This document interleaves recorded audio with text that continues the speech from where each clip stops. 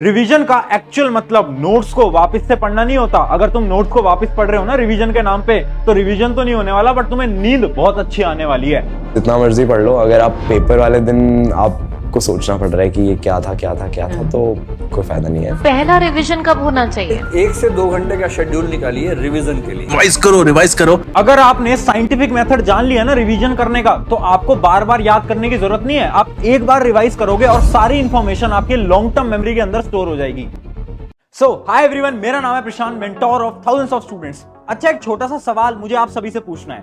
सवाल ये है कि क्या आपको याद है कि पिछली 5 YouTube के ऊपर आपने कौन सी वीडियोस देखी हैं? अगर आप YouTube शॉर्ट्स को स्क्रॉल कर रहे थे तो पिछली 5 वीडियो का नाम बता दो, या फिर अगर तुम लॉन्ग वीडियोस देख रहे थे तो पिछली 5 कौन कौन सी वीडियोस आपने देखी थी उसका नाम बता दो। चलो, किस किस को याद है? मैं गारंटी से बोल सकता हूं 99% ऐसे स्टूडेंट्स हैं जिनको यह भी याद नहीं होगा कि पिछली 5 वीडियो उन्होंने कौन सी देखी है। ये पता है क्यों हुआ? क्योंकि हमारा दिमाग इसी टाइप से काम करता है। हम किसी भी चीज को देखते हैं ना, तो वो एक बार में हमारी लॉन्ग टर्म मेमोरी के अंदर नहीं जाता, सारी इंफॉर्मेशन हमारी शॉर्ट टर्म मेमोरी के अंदर जाती है। और अगर हम उस चीज को रिवाइज कर लेते हैं तो वो हमारी लॉन्ग टर्म मेमोरी के अंदर स्टोर हो जाती है। अगर आपको ऐसा लग रहा है ना कि आप नोट्स को एक बार पढ़ोगे और आपको याद हो जाएगा, तो ये बहुत बड़ी मूर्खता है। किसी को याद नहीं होता, रिवीजन करना पड़ता है। हर एक टॉपर रिवीजन करता है, बट ये रिवीजन करना उतना आसान नहीं है। मैं तुम्हारी प्रॉब्लम समझता हूं, क्योंकि 3 मेजर प्रॉब्लम्स आती हैं रिवीजन करते टाइम। पहली चीज, रिवीजन का टाइम ही नहीं है। भैया टाइम कहां से लाएं? हमारा तो कोर्स कंप्लीट नहीं हो रहा, रिवीजन की बात तो छोड़ो। हम तो यहाँ पर क्वेश्चन सोल्व नहीं कर पा रहे, रिवीजन कब करेंगे? दूसरी चीज, रिवीजन करते ही नींद आती है। रिवीजन बहुत ज्यादा बोरिंग है, जैसे रिवीजन करने बैठते हैं बहुत ज्यादा नींद आने लगती है। और तीसरी चीज, रिवीजन का मतलब क्या है? क्या रिवीजन का मतलब है नोट से पढ़ना या फिर लेक्चर से पढ़ना? रिवीजन करते कैसे हैं, और वो भी इतने कम समय के अंदर? भैया कैसे करेंगे समझ नहीं आ पा रहा। टेंशन मत लो, इस वीडियो के अंदर ये तीनों प्रॉब्लम आपकी सॉल्व हो जाएंगी। रिवीजन का एक बेस्ट तरीका आपको मैं बता देता हूं। बट सबसे पहला ये जो आपका सवाल है ना कि भैया रिवीजन का टाइम नहीं है, एग्जाम सर पे है, कैसे करेंगे? मैं क्या बोल रहा हूं? मैं आपको ये बोल रहा हूं, रिवीजन का टाइम नहीं है, कोई दिक्कत नहीं है। क्यों? क्योंकि रिवीजन के लिए टाइम निकालने की जरूरत ही नहीं है। तुम पूछोगे भैया रिवीजन के लिए टाइम निकालने की जरूरत नहीं है, ये क्या बोल रहे हो? हाँ, बिल्कुल जरूरत नहीं है।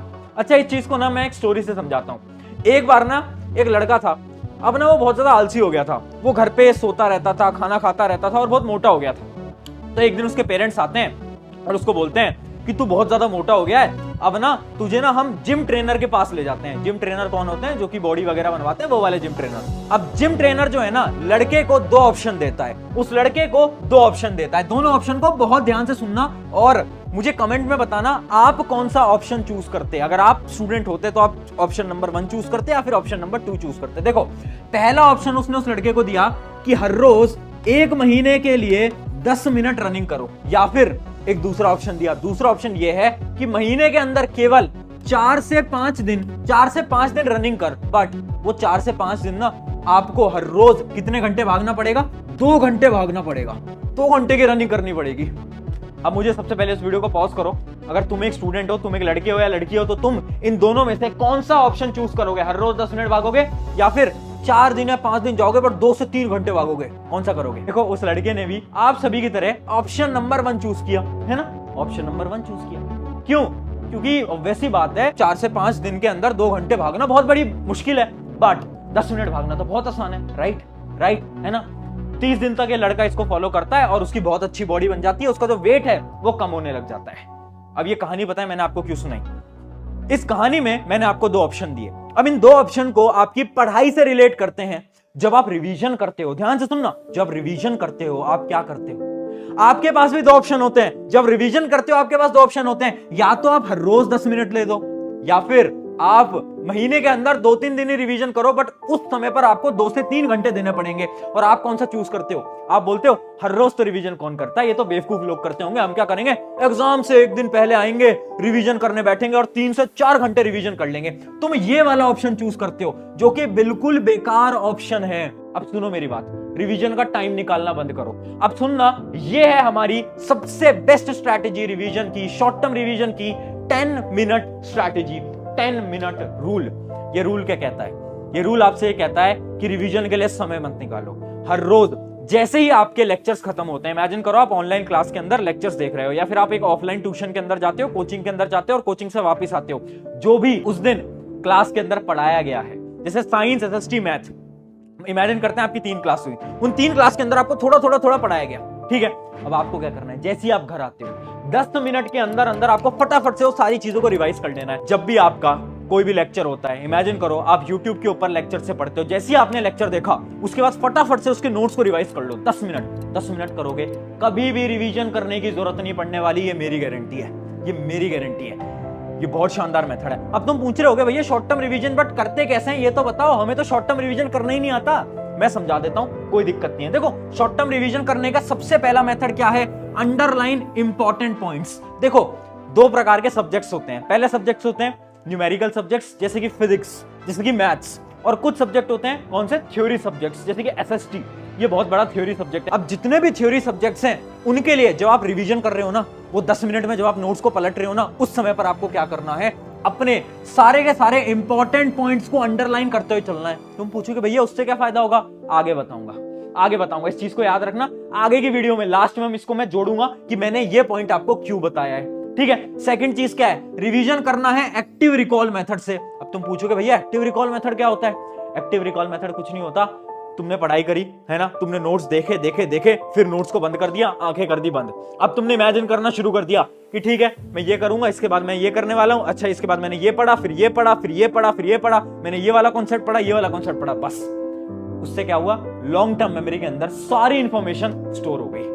ये बेस्ट तरीका है, अब हम बढ़ते हैं हमारी अगली स्ट्रैटेजी के ऊपर, जो कि हमारी long term revision strategy. But इस स्ट्रैटेजी को बताने से पहले एक इंपॉर्टेंट चीज, तो देखो मुझसे ना बहुत सारे स्टूडेंट्स एक सवाल पूछते हैं कि भैया हमें ना इंग्लिश बोलना है या फिर हिंदी बोलना है या फिर अलग लैंग्वेजेस को सीखना है, तो हम कैसे सीखें। तो देखो आपको ना बहुत ही शानदार एक प्लेटफॉर्म सजेस्ट कर देता हूं। प्लेटफॉर्म का नाम है डुओलिंगो। देखो डुओलिंगो ना एक ऐसा प्लेटफॉर्म है जिसमें कि आप बहुत सारी लैंग्वेजेस को सीख सकते हो। इंग्लिश हिंदी की बात नहीं कर रहा, ये तो आप सीख ही सकते हो, इनके अलावा और भी बहुत सारी लैंग्वेजेस हैं जैसे कि फ्रेंच, स्पेनिश, कोई भी लैंग्वेज आप बहुत आसानी से सीख सकते हो। पता है क्यों, क्योंकि इस प्लेटफॉर्म के ऊपर ना लैंग्वेज स्पीकिंग के प्रोसेस को बहुत गेमिफाई कर दिया गया है। मतलब आपको कुछ क्विजेस दिए जाएंगे, पजल्स दिए जाएंगे, जिससे कि तुम बहुत आसान तरीके से चीजों को सीख पाओगे। उसके साथ साथ इनका जो बेस्ट फीचर जो कि मुझे लगा वो ये है ना कि आपको डेली रिमाइंडर्स देते हैं और आपको ज्यादा टाइम नहीं देना है, डेली का केवल और केवल बस 10 मिनट देना है। अगर आप इतना समय दोगे आप आराम से कुछ दिनों के अंदर लैंग्वेज को बहुत अच्छी तरीके से सीख जाओगे। तो देखो इसकी जो लिंक है वो मैंने डिस्क्रिप्शन में दे रखी है, लिंक पे जाना है और इनका जो ऐप है वो आपको डाउनलोड कर लेना है। चलो फिर से आते हैं हमारी लॉन्ग टर्म स्ट्रैटेजी के ऊपर। सुनो मेरी बात, अब ये लॉन्ग टर्म रिवीजन कब करना है हमें, बहुत ध्यान से समझना, जब भी आपके एग्जाम्स आ रहे हैं। जैसे इमेजिन करो अब आपके एग्जाम आ गए हैं 2-3 दिन के अंदर, अब आप क्या करोगे, उस सब्जेक्ट को बैठ के रिवाइज करोगे।